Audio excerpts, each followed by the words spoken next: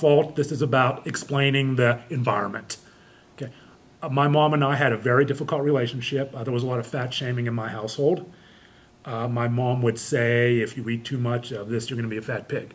And that's how she was raised by her mom, and that's how her mom was raised by her mom. Fat shaming is often generational. And those were the tools my mom was given, not her fault. And you kind of internalize that. I was the middle of three children, very middle child syndrome, very needing of acceptance, gauging acceptance by the words said to me. So I came to believe I was kind of like a fat pig. And I turned to food to make myself feel better. Clinical depression had set in by the time I was 13, 14 years old. And then I got heavier and I became an obese child by the time I was in junior high school. Then the bullying started in junior high school. The weight teasing and the weight bullying was severe to the point where I was physically assaulted.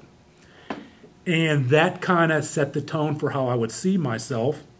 And as I went into my freshman year at Penn State, I got there hoping things would be different, but my mindset was cemented that everyone saw me as this fat kid, and the only thing I could think of to comfort myself was food.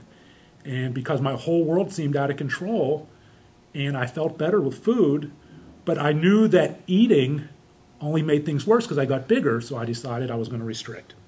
And that started the chain.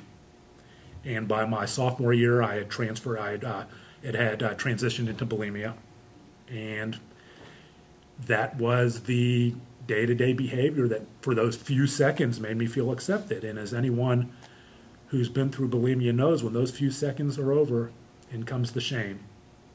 But you have to have those few seconds again and again and again. The life of a bulimic.